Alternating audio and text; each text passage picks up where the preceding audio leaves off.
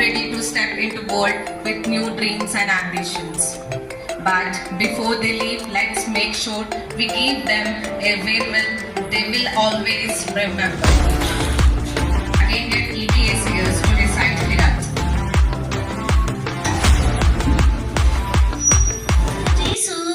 ನಿನ್ನನು ಅನವರತ ಸಿದ್ಧಿ ಬುದ್ಧಿಯರ ಪ್ರಿಯದಾತನೇ, ಸಿದ್ಧಿ ಬುದ್ಧಿಯರ ಪ್ರಿಯದಾತನೇ, ವಿದ್ಯಾ ಬುದ್ಧಿಯ ನಿಟ್ಟು ಪೊರೆದೇವನೇ, ವಿದ್ಯಾ ಬುದ್ಧಿಯ ನಿಟ್ಟು ಪೊರೆದೇವನೇ, ಗಜವದನ أفله العذاب يوم القيامة ويخلد فيه مهانا إلا من تاب وآمن وعمل عملا صالحا.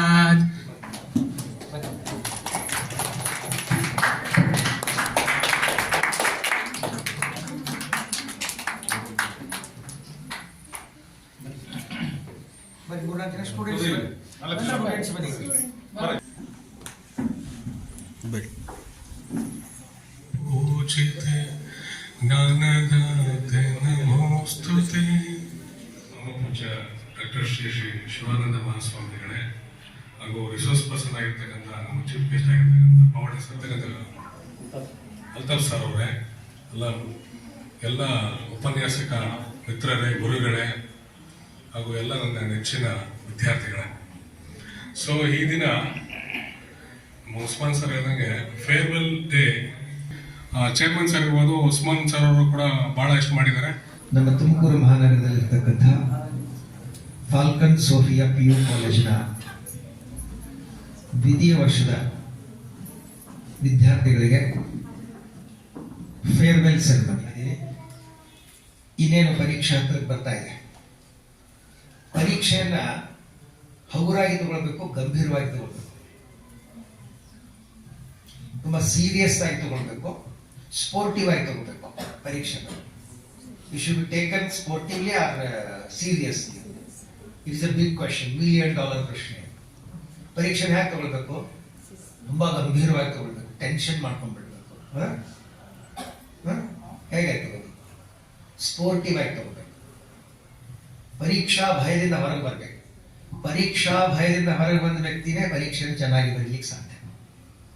ಪರೀಕ್ಷಾ ಭಯಕ್ಕೊಳಗಾದಂಥ ವ್ಯಕ್ತಿ ಪರೀಕ್ಷೆಯನ್ನು ಚೆನ್ನಾಗಿ ಮಾಡ್ಲಿಕ್ಕೆ ಆಗೋದಿಲ್ಲ. ಯಾಕಂದ್ರೆ ಅವ್ನ ಭಯನೂ ಸ್ಯಾಟಿಸ್ಫೈ ಮಾಡಬೇಕು, ಪರೀಕ್ಷೆನೂ ಬರೀಬೇಕು. ಎರಡು ಹೆಂಗಾಗುತ್ತೆ? ಎಟ್ ಎ ಟೈಮ್ ಎರಡು ಕೆಲಸ ಹೆಂಗಾಗುತ್ತೆ? ಸೊ ಅದಕ್ಕೋಸ್ಕರ ಪರೀಕ್ಷೆಯನ್ನು ತುಂಬಾ ಗಂಭೀರವಾಗಿ ಸೀರಿಯಸ್ ಆಗಿ ತಗೊಳ್ಬೇಡಿ, ಸ್ಪೋರ್ಟಿವ್ ಆಗಿ ತಗೊಳ್ಳಿ. ನಾನು ಮಾಡಬಲ್ಲೆ, ಏನು ಒಂದು ವರ್ಷದವರೆಗೆ ನಾನು ಓದಿಲ್ವಾ ಅನ್ನುವಂಥ ಇನ್ನರ್ ಕಾನ್ಫಿಡೆನ್ಸ್ ಇರಬೇಕು. ಒಂದು ವರ್ಷದವರೆಗೆ ನಾನು ಓದಿಲ್ವಾ, ಆವಾಗಲಿಂದ ನಾನು ಅಟೆಂಡ್ ಮಾಡ್ತಾ ಇಲ್ವಾ ಕ್ಲಾಸು, ನಾನು ಯಾಕೆ ಹೆದರ್ಬೇಕು?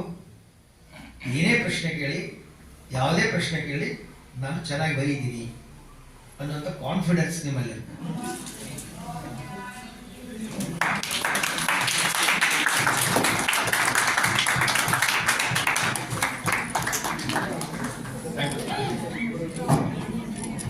ಸ್ಟೂಡೆಂಟ್ಗೆ ಆಗುವಂಥ ಪ್ರಾಬ್ಲಮ್ಗಳನ್ನೇ ಸಾಲ್ವ್ ಮಾಡೋದಕ್ಕಂತಲೇ ಒಂದು ಸೆಂಟರ್ ಮಾಡಿದ್ದೀವಿ ನಾವು. ಯಾಕಂದ್ರೆ ನಿಮ್ಮ ಪ್ರಾಬ್ಲಮ್ ಭಾಳ ಕಷ್ಟ, ಯಾರಿಗೆ ಹೇಳಂಗಿಲ್ಲ, ಅನುಭವಿಸಂಗೂ ಇಲ್ಲ. ನನ್ನ ಹತ್ರ ಒಬ್ಬ ಹುಡುಗ ಬಂದಿದ್ದ, PUC ಫಸ್ಟ್ ಇಯರ್ಗೆ 4 ಸಬ್ಜೆಕ್ಟಿಗೆ 100ಕ್ಕೆ 100 ಅವನು, 100 to 100. ನಿಮಗೆಲ್ಲ ಅನುಭವಕ್ಕೆ ಬಂದಿರ್ತದೆ. PUC ಸೆಕೆಂಡ್ ಇಯರ್ ಸೈನ್ಸ್ ಬರ್ಬೇಕ್ರಿ, ಅದು ಹುಡುಗ PUC ಸೆಕೆಂಡ್ ಇಯರ್ ಸೈನ್ಸ್ ಬಂದ್ಬಿಟ್ರೆ ನಮ್ಮ ಪೇರೆಂಟ್ಸ್ ಮೈ ಮೇಲೆ ದೇವರು ಬಂದ್ಬಿಡ್ತದೆ. ಅವ್ನು ಹೆಂಗೆ ಆಡ್ತಾರೆ ಅಂತ ಹೇಳಿದ್ರೆ ಅವ್ನು ಎಲ್ಲೆಲ್ಲಿ ಬಿಡಲ್ಲ. ನೀನು PUC ಎಲ್ಲೂ ಹೊರಗೆ ಬಿಡಲ್ಲ ಅವನ್ನ. ನಾವು ಓದ್ಬೇಕಂದ್ರೆ ಓದಿದೆ. ಅವನು ಅಂಥ ಹುಡುಗ, ಅವನು 4 ಸಬ್ಜೆಕ್ಟಿಗೆ 100ಕ್ಕೆ 100 ಫಸ್ಟ್ ಇಯರ್ಗೆ. ಸೆಕೆಂಡ್ ಇಯರ್ ಬಂದ, PUC ಸೆಕೆಂಡ್ ಇಯರ್ ಅಲ್ಲಿ ಕಾಲೇಜ್ ಒಳಗೆ ತಗೋತಾರಲ್ಲ ಎಕ್ಸಾಮು, ಅದರಾಗೆ 30ಕ್ಕೆ 30, ಫಸ್ಟ್ ಟೆಸ್ಟು, ಸೆಕೆಂಡ್ ಟೆಸ್ಟು 30ಕ್ಕೆ 30, ಥರ್ಡ್ ಟೆಸ್ಟು 30ಕ್ಕೆ 30, ಫೋರ್ತ್ ಟೆಸ್ಟು 30ಕ್ಕೆ 30, ಫಿಫ್ತ್ ಟೆಸ್ಟು ಮಾರ್ಕ್ಸ್ ಬರಲಿಲ್ಲ, ಸಿಕ್ಸ್ತ್ ಟೆಸ್ಟು ಮಾರ್ಕ್ಸ್ ಬರಲಿಲ್ಲ, ಟೆನ್ಷನ್ ಶುರು ಆತ್ರಿ. ಯಾರಿಗೆ? ಪೇರೆಂಟ್ಸಿಗೆ. ನಿಮ್ಗೇನಾಗಬೇಕಾಗುತ್ತೆ? ಕರ್ಕೊಂಬಂದ್ರೆ ನನ್ನ ಹತ್ರ, ಸರ್ ನೋಡಿ ಯಾಕೋ ಮಾರ್ಕ್ಸ್ ಕಡಿಮೆ ಬರ್ತಾ ಇದೆ, ಭಾಳಷ್ಟು ಕಷ್ಟಪಟ್ಟಿವಿ ನಾವು, ಫಸ್ಟ್ ಇಯರ್ಗೆ ಅಷ್ಟು ಮಾರ್ಕ್ಸ್ ತೆಗೆದಾನೆ, ಈ ಸೆಕೆಂಡ್ ಇಯರ್ ಬಂದಾಗ ಸ್ಕೂಲ್ ಒಳಗೆ ಇಷ್ಟು ತೆಗೆದಾನೆ, ಈಗ ಮಾರ್ಕ್ಸ್ ಬರ್ತಿಲ್ಲ ಅಂದ. ಅದಕ್ಕೆ ಮೋಸ್ಟ್ ಆಫ್ ದಿ ಟೈಮ್ ಪೇರೆಂಟ್ಸಿಂದ ತಪ್ಪಿರ್ತದೆ. ಅವರ ಮ್ಯಾಕ್ಸಿಮಮ್ ನೆಗೆಟಿವ್ ತುಂಬವ್ರಿ. ಪಾಪ ಓದ್ತಿರ್ತಾನೆ, ಆ ಓದೋದು ಬಿಟ್ಟು ಎಲ್ಲ ಸ್ವಲ್ಪ ಮುಚ್ಚಿ ಆ ಕಡೆ ಎಲ್ಲೊಂದು ಸ್ವಲ್ಪ ಎಷ್ಟೊತ್ತು ಸ್ಕೋರು ಅಂತ ಕೇಳಿದ ಅಂತ ಹೇಳಿದರೆ ಇವ್ರು ಶುರು ಹಚ್ಕೊಂಡು, ಆಯಿತು, ಏನು ನಾಳೆ ಕೊಹ್ಲಿ ಬಂದ ಬ್ಯಾಟಿಂಗ್ ಆಡ್ತಾನೆ, ನಿನಗೇನು ಗೊತ್ತಾಗಲ್ವಾ, ಎಕ್ಸಾಮ್ ಬಂತು, ನೀವು ಓದ್ಕೋ, ಶುರು ಹಚ್ಕೊಂಡ್ಬಿಡ್ತಾರೆ. ನೀ ಹಿಂಗಾದ್ರೂ ಉದ್ಧಾರ ಆಗಲ್ಲ. ನೆನಪಿಟ್ಕೊಳ್ರಿ ತಾಯಂದ್ರೆ, ಎಂದೂ ಕೂಡ ಮಕ್ಕಳಿಗೆ ಸಾಯೋ ತನಕ ನೆನಪಿಟ್ಕೊಳ್ಳಿ, ಮಕ್ಕಳಿಗೆ ನೆಗೆಟಿವನ್ನು ತುಂಬಬಾರ್ದು. ನಿನ್ನ ಕಡೆ ಆಗಲ್ಲ, ಮಾಡಲ್ಲ, ಇಲ್ಲ ಈ ಶಬ್ದಗಳನ್ನು ನಿಮ್ಮ ಡಿಕ್ಷನರಿಯಿಂದ ಅಳಿಸ್ಬಿಡಿ. ಇನ್ನೊಂದು ಚೂರು ಮಾಡೋ ಆಗ್ತದೆ, ಅವು ಮಾಡಲಿಲ್ಲ ಅಂದ್ರೆ ಇನ್ನೊಂದು ಚೂರು ಮಾಡಾಗ್ತದೆ, ಇನ್ನೊಂದು ಚೂರು ಮಾಡಾಗ್ತದೆ, ಇನ್ನೊಂದು ಚೂರು ಕಡೆ ಆಗಲ್ಲ, ಮಾಡಲ್ಲ, ನಿನ್ನ ಕಡೆ ಇದು ಇಲ್ಲ. ನಿಮ್ಮ ಅಪ್ಪ ಸರಿ ಇದ್ರೆ ತಾನೇ ನೀನು ಸರಿ ಇರೋದು. ಅವನು ಪಾಪ ಪೇಪರ್ ಓದ್ಕೊಂತ ಆ ಕಡೆ ಕುಂತಿರ್ತಾನ್ರಿ, ಅವನು ಹೇಳ್ಕೊಂಬರ್ತಾರೆ ಇವರು. ನಿಮ್ಮ ಅಪ್ಪನ ಗುಣ ಎಲ್ಲೆಲ್ಲಿ ಬಿಟ್ಟಿಲ್ಲ ನೋಡು ನೀನು ಅಂತೇಳಿ. ಇಂಟೆಲಿಜೆನ್ಸಿ ಅನ್ನೋದು ತಂದೆಯಿಂದ ಬರಲ್ಲ, ತಾಯಿಯಿಂದ ಬರ್ತದೆ. ಅಕಸ್ಮಾತ್ ದಡ್ಡ ಮಗ ಹುಟ್ಟಿದಂದ್ರೆ ಅಪ್ಪನ ಬೈಯಾಕ ಹೋಗ್ಬೇಡ್ರಿ, ನಿಮ್ಮನ್ನು ನೀವೇ ಬೈಕಡ್ರಿ.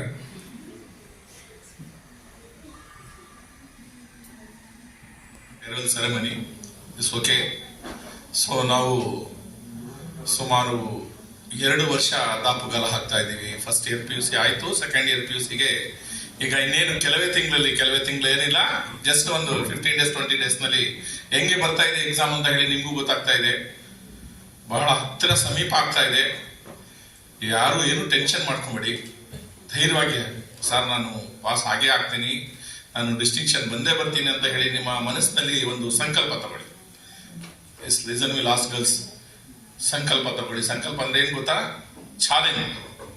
ಸೊ ನಿಮ್ಮ ಲೈಫಲ್ಲಿ ಈಗ ಹೇಳೋದು ಸರ್ ಜಸ್ಟ್ 2 months ಅಲ್ಲಿ, 2 months ಇಲ್ಲ actually, no, how many days ಇದೆ ಯುನೋ? 40 days ಇದೆಯಾ? 45 days. ಅದರಲ್ಲಿ ಎಷ್ಟು ಸಂಡೇ ಹೋಗ್ತದೆ ನಿಮಗೆ ಗೊತ್ತಿದೆ, ಗೊತ್ತಾಯ್ತಾ? ಯಾವ್ದು ಮ್ಯಾರೇಜ್ ಬಂತು ಅಂತ ಹೇಳಿದ್ರೆ ಆಯ್ತು, ಅವತ್ತ ರೆಡಿ ಆಗಿ ಹೋಗಿ ಊಟ ಮಾಡ್ಕೊಂಡ್ ಬರತಕ್ಕ ಈವ್ನಿಂಗ್ ಆಯ್ತು, ಆಮೇಲೆ ನೆಕ್ಸ್ಟ್ ಸುಸ್ತಾಗಿದೆ ಅಂತ ಹೇಳಿ ಅಂತ ಸಂಡೇ ಒಂದು 4-5 ಹೋದ್ರೆ ಇರೋದೇ ಒಂದು 40 days. ಅದರಲ್ಲೂ ಒಂದು ಯಾರು ಅಂದು ಇದು ಫಂಕ್ಷನ್ ಅಂತ ಹೇಳಿದ್ರೆ ಅದೊಂದು 10 days ಹೊರಟಾಗ್ತದೆ. ಜಸ್ಟ್ 30 days ಇರ್ತದೆ. 30 daysನಲ್ಲಿ ನೀವೇನು ಫೈಟ್ ಮಾಡ್ತೀರಾ ನಿಮ್ಮ ಲೈಫಲ್ಲಿ ನೀವೇ ಬರ್ಕೊಳ್ತಾ ಇರೋದು. ಈಗ ಹೇಳಿದ್ರಲ್ಲ ಸರ್, ಇಂಜಿನಿಯರು, ಡಾಕ್ಟರು, ಲಾಯರು, ಮತ್ತೆ ಪ್ರೊಫೆಸರು, ಅಥವಾ what will be your last stage, you only decide for your. ನಿಮ್ಮ ಹಣೆ ಬರವನ್ನು ನೀವೇ ಬರಿಬೇಕಾಗಿರೋದು, ನಾವಲ್ಲ. ಜಸ್ಟ್ ನಾವೊಂದು ವೆಲ್ ವಿಷರ್ಸ್, ಸಪೋರ್ಟರ್ಸ್. ನಿಮ್ಮ ಫ್ಯಾಕಲ್ಟಿ ಏನ್ ಹೇಳ್ತಾರೆ, ಇದು ಓದಿ ಅಂತ ಹೇಳ್ತಾರೆ, ಚೆನ್ನಾಗಿ ಓದಿ ಅಂತ ಹೇಳಿದ್ರೆ, ನಿಮ್ಮ ಪ್ರಿನ್ಸಿಪಾಲ್ ಏನ್ ಹೇಳ್ತಾರೆ, DLT MLT ಮಾಡಿ ಸಾಕಾಗ್ಬಿಟ್ಟಿದ್ದಾರೆ, ನಿಮ್ಗೆ ಬೇಜಾರಾಗ್ಬಿಟ್ಟಿದೆ ಅಲ್ವಾ? ಎಸ್. ಮಾರ್ನಿಂಗ್ 4 period ಆದ ತಕ್ಷಣ DLT, ಅದಾದ್ಮೇಲೆ MLT, ಅದಾದ್ಮೇಲೆ ಟೆಸ್ಟ್. ಸಾರ್ ಇದು ಸಾಕು ಸಾರ್ ಅನ್ನಿಸ್ಬಿಟ್ಟಿದೆ ಅಲ್ವಾ? ಆಗಿದೆಯಲ್ಲ? ಎಸ್. ನಿಮ್ಮ ಲೆಕ್ಚರರು ಚೆನ್ನಾಗಿ ವರ್ಕ್ ಮಾಡಿದಾರಲ್ಲ ನಿಮ್ಗೆ? ಎಸ್. ಎಲ್ಲ ಫಿಸಿಕ್ಸ್ ಆಗ್ಲಿ, ಕೆಮಿಸ್ಟ್ರಿ ಆಗ್ಲಿ, ಬಯಾಲಜಿ ಆಗ್ಲಿ, ಇಂಗ್ಲಿಷ್ ಆಗ್ಲಿ, ಕಾಮರ್ಸ್ ಆಗ್ಲಿ, ಬಿಸ್ನೆಸ್ ಅಕೌಂಟೆನ್ಸಿ ಆಗ್ಲಿ, ಎಲ್ಲರೂ ನಿಮ್ಗೆ ನಮ್ಮ ಇನ್ಸ್ಟಿಟ್ಯೂಷನ್ ಅಲ್ಲಿ ಬಂದಾದ್ಮೇಲೆ ನಿಮ್ಗೆ ಎಲ್ಲಾ ರೀತಿಯಿಂದಲೂ ನಿಮ್ಗೆ ಸಪೋರ್ಟ್ ಮಾಡಿದಾರೆ ಇಲ್ವಾ? ಎಸ್. ವೆಲ್ ಥರೋಲಿ ಪ್ರಿಪೇರ್ ಆಗಿದ್ದಾರೆ ಅಂತ, ಪ್ರಿಪೇರ್ ಮಾಡಿದ್ದಾರೆ, ನೀವು ಪ್ರಿಪೇರ್ ಆಗಿದ್ದೀರ ಅಂತ ತಿಳ್ಕೊಳ್ತೀನಿ ನಾನು. ಆಗಿದ್ದೀರಾ? ಎಸ್. ಏನು 100% ರಿಸಲ್ಟ್ ತಂದು ಕೊಡ್ತೀರಲ್ಲ? ಅದರಲ್ಲಿ ಎಷ್ಟು ಜನ ಡಿಸ್ಟಿಂಕ್ಷನ್ ಬರ್ತಾರೆ ನೋಡೋ ರಿಸಲ್ಟ್ ಬಂದ ತಕ್ಷಣ. ಇಂಟರ್ನೆಟ್ ನಲ್ಲಿ ಯಾವತ್ತ ರಿಸಲ್ಟ್ ಬಂದ ದಿವಸ ಎಷ್ಟು ಹುರುಪಿರ್ತದೆ ಅಂತ ಹೇಳಿದ್ರೆ ಹೇಳಕ್ ಆಗೋದಿಲ್ಲ ಉಲ್ಲಾಸ. ಯಾಕಂತ ಹೇಳಿದ್ರೆ ನೀವು ರಿಸಲ್ಟ್ ಬರ್ದಿದ್ರೆ, ಎಕ್ಸಾಮ್ ಬರ್ದಿದ್ರೆ ಆ ಉಲ್ಲಾಸ ಆಗ್ತದೆ. ಅದೇ ಎಕ್ಸಾಮ್ ನಲ್ಲಿ ಸ್ವಲ್ಪ ಏನಾದ್ರೂ ಹೆಚ್ಚು ಕಡಿಮೆ ಮಾಡಿದ್ರು ಅವತ್ತಿನ ದಿವಸ ನಿಮ್ಮ ಮಖವನ್ನು ನೋಡಕ್ ಆಗೋದಿಲ್ಲ. ಯಾಕಂದ್ರೆ ನಮ್ಮ ಶಾಲೆ ಇದು, ನಮ್ಮ ವಿದ್ಯಾಸಂಸ್ಥೆ 36 yearಗೆ ದಾಪುಗಾಲ ಹಾಕ್ತಾ ಇದೆ. ಅವೇನಿ 36 years ಅಂದ್ರೆ ಎಷ್ಟು ಬ್ಯಾಚ್ SLC ನಲ್ಲಿ ಹೋಗಿರ್ಬೋದು ಲೆಕ್ಕ ಹಾಕೊಳ್ಳಿ. ನಮಗೆ ಗೊತ್ತಿದೆ ಅವತ್ತ ಮನೆಯಲ್ಲಿ ಏನಾದ್ರೂ ಸ್ವಲ್ಪ ಹೆಚ್ಚು ಕಡಿಮೆ ಇದ್ರೆ ಮನೆಯಲ್ಲಿ ನಿಮ್ಮ ಮಖ ನೋಡಕ್ ಆಗೋದಿಲ್ಲ. ಅವಾಗ ಬಹಳ ಅವತ್ತ ಇಷ್ಟು ವ್ಯತೆ ಇರ್ತಿದೆ. ಇವತ್ತಿನ ಬೇಡ ಬಿಡಿ, ಫೇರ್ವೆಲ್ ಮಾಡ್ತಾ ಇದೀವಿ, ಬೇರೆ ಹ್ಯಾಪಿ ಆಗಿರೋಣ. ಬಟ್ ಅವತ್ತಿನ ದಿವಸ ತಿಳ್ಕೊಳ್ಳಿ ಇವತ್ತೇ. ಅದಕ್ಕೋಸ್ಕರ ನಿಮ್ಗೆ ಇಷ್ಟು ನಿಮ್ಮ ಲೆಕ್ಚರರ್ಗಳು, ನಾವು ಪ್ರಿನ್ಸಿಪಾಲ್ ಎಲ್ಲ ನಿಮ್ಮ ಯಾಕೆ ಅಂತ ಹೇಳ್ತಾ ಇದೀವಿ ಅಂತ ಹೇಳಿದ್ರೆ, ನಿಮ್ಮ ಲೈಫ್ ನಿಮ್ಮ ಮೇಲೆ, ನಿಮ್ಮ ಕಾಲ್ ಮೇಲೆ ನಿಂತ್ಕೊಂಡಿರ್ತದೆ, ಬೇರೆ ಕಾಲ ಮೇಲೆ ನಿಂತ್ಕೊಳ್ಳೋದಿಲ್ಲ. ಬಹಳ ವ್ಯತ್ಯ ಆಗ್ತದೆ ಅವಾಗ.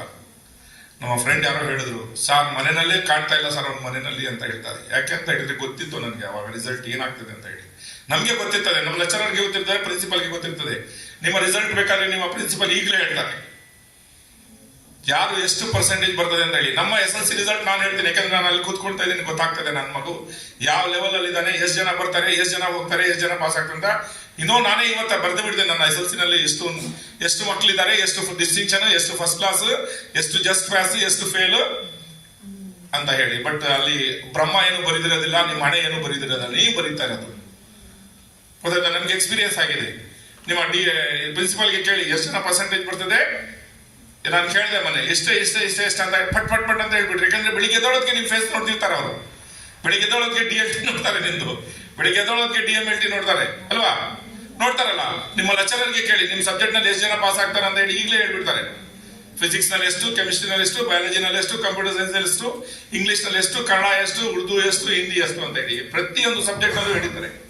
ಅದಕ್ಕೋಸ್ಕರ ನೀವು ನಿಮ್ಮ ಲೈಫ್ ಅನ್ನು ನೀವು ಸ್ಯಾಕ್ರಿಫೈಸ್ ಮಾಡ್ಬೇಕಂತ ಹೇಳಿದ್ರೆ ಸ್ಯಾಕ್ರಿಫೈಸ್ ಮಾಡಿ. ನಿಮ್ಮ ಪೇರೆಂಟ್ಸ್ಗೆ, ನಮ್ಮ ಶಾಲೆಗೆ, ನಿಮ್ಗೆ ಒಂದು ಒಳ್ಳೆ ನೇಮ್ ತರಬೇಕಂತ ಹೇಳಿದ್ರೆ you will be fight there, you will be take the challenge. ನಾನು ಫಸ್ಟ್ ಮೀಟಿಂಗ್ ನಲ್ಲಿ ಹೇಳಿದೆ ನಿಮ್ಗೆ, ನಾವ್ ಇಲ್ಲಿಂದ ಬೆಂಗಳೂರಿಗೆ ಹೋಗ್ಬೇಕು ಅಂತ ಹೇಳಿದ್ರೆ ನಾನು 8 ಗಂಟೆಗೆ ಅಲ್ಲಿ ಹೋಗಿ ರೀಚ್ ಆಗ್ಬೇಕಂತ ಹೇಳಿದ್ರೆ 5 o'clock ಎದ್ದೋಡ್ಬೇಕು. ಟ್ರೈನಲ್ಲೋ, ಬಸ್ಸಲ್ಲೋ, ಕಾರ್ನಲ್ಲೋ, ಸೈಕಲ್ನಲ್ಲೋ, ಸ್ಕೂಟರ್ನಲ್ಲೋ, anyone will be reach there. ನಿಮ್ಮ ಉದ್ದೇಶ ಅದೇ ರೀತಿ ಇರ್ಬೇಕಾದ್ರೆ ನಾನು ರೀಚ್ ಮಾಡ್ಲೇಬೇಕು, ನಾನು ಇಂಜಿನಿಯರ್ ಆಗ್ಲೇಬೇಕು ಅಂತ ಹೇಳಿ 100% ಹಾಗೆ ಆಗ್ತೀರಿ. ಯಾರು ಏನು ಮಾಡೋಕ್ಕಾಗೋದಿಲ್ಲ. ನಾನು ಡಾಕ್ಟರ್ ಆಗ್ಬೇಕು ಅಂತ ಹೇಳಿದ್ರೆ ಹಾಗೆ ಆಗ್ತೀರಾ, ಇಲ್ಲ ನಾನು ಲಾಯರ್ ಆಗ್ಬೇಕು ಅಂತ ಹೇಳಿದ್ರೆ ಹಾಗೆ ಆಗ್ತೀರಾ. ಇಲ್ಲ ಸರ್ ಇವ್ರು ನೋಡ್ಕೊಳ್ಳೋಣ ಅಂದ್ರೆ ನೋಡ್ಕೊಳ್ಳೋದೆ ಅಷ್ಟೇ, ಇಷ್ಟೇ ವ್ಯತ್ಯಾಸ. ಸಾರ್ ನೋಡ್ಕೊಳ್ಳೋಣ ಆ ಸಬ್ಜೆಕ್ಟು ಈ ಸಬ್ಜೆಕ್ಟು ಅಂತ ಹೇಳಿದ್ರೆ ಇಲ್ಲೇ ಗೊತ್ತಾಗ್ಬಿಡ್ತದೆ ನಿಮ್ಗೆ, ನೋಡ್ಕೊಳ್ತೀವಿ ಅಂತ ಹೇಳಿದ್ರೆ ನೋಡ್ಕೊಳ್ಳೋದೆ ಅಷ್ಟೇ. ಆವಾಗ ಸಮಾಜದಲ್ಲಿ ಯಾವುದೇ ರೀತಿನಲ್ಲೂ ನಿಮ್ಮ ಫಾದರ್ಗೂ ಬೇಜಾರಾಗ್ತದೆ, ನಿಮ್ಗೂ ಬೇಜಾರಾಗ್ತದೆ, ಸಮಾಜದಲ್ಲಿ ಏನೂ ನಿಮ್ಮ ಸಾಧಿಸಕ್ಕಾಗೋದಿಲ್ಲ. ಇಲ್ಲಿ ಸಲ್ಲದಕ್ಕೆ ನೀವು ಎನ್ಕರೇಜ್ ಕೊಡ್ಲಿಲ್ಲ ಅಂತ ಹೇಳಿದ್ರೆ, ನಿಮ್ಮ ಬಗ್ಗೆ ನೀವೇ ತಗೊಳ್ಳಿಲ್ಲ ಅಂತ ಹೇಳಿದ್ರೆ ಎಚ್ಚರಿಕೆ, ಬೇರೆ ಯಾರೂ ತಗೊಳಕ್ಕಾಗೋದಿಲ್ಲ. ನಿಮ್ಮ ಮೈಂಡ್ ನಾವು ಬದಲಾಯಿಸಕ್ಕಾಗ್ತದಾ? ಯಾವ್ದೇ ಟೀಚರ್ಸ್, ಯಾರೇ ಲೆಕ್ಚರರು, ಯಾರೇ ಪ್ರಿನ್ಸಿಪಾಲ್ ಏನ್ ಮಾಡಿದ್ರು ನಿಮ್ಮ ಮೈಂಡ್ ಬದಲಾಯಿಸಕ್ಕಾಗೋದಿಲ್ಲ. ಆಗ್ತದೇನ್ರಿ? ಇಟ್ಸ್ ಜಸ್ಟ್ ನಾವು ಒಂದು ವೆಲ್ ವಿಷರ್ಸ್ ಅಷ್ಟೇ, ತಿಳ್ಕೊಳ್ಳಿ. ಒಂದು ಸಂಸ್ಥೆ ನಿಮಗೆ ಒಂದು ಒಳ್ಳೆ ವಾತಾವರಣ ಕೊಟ್ಟಿದೆ, ಒಂದು ಒಳ್ಳೆ ಲೆಕ್ಚರರ್ ಕೊಟ್ಟಿದ್ದಾರೆ, ಒಂದು ಒಳ್ಳೆ ಏನೇನು ಬಹಳ ಫಂಕ್ಷನ್ ಮಾಡ್ತೀವಿ.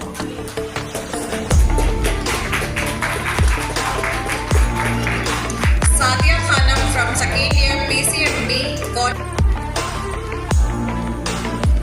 Siddhika Banu from second year overall academic toppers, Sara Fatima from second year EPSCS.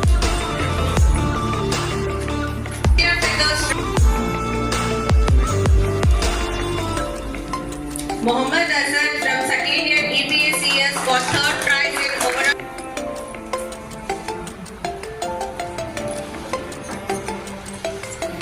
Now first year science students overall academic top.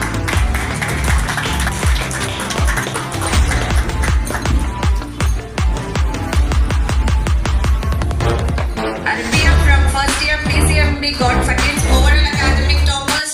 Aisha Siddhika from first year EPS. Umama Khan from second year EPCS got second. Sports events now. Mohammed Hussain from second year from TS got first prize in musical chair and first prize in tug of war. Mohammed Muzammil from first year PCMB got first prize in musical chair and first prize.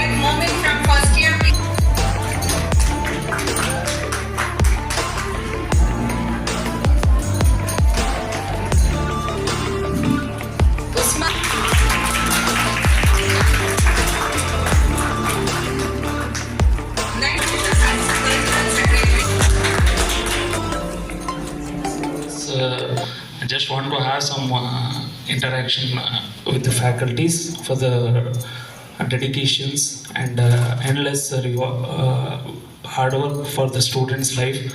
So before this, I just want to call upon, according to the science and commerce faculties. First of all, I call upon Mr. Yashwant sir, physics lecturer, for giving this dedication and hard work instant. I welcome you, sir, for your institution, sir.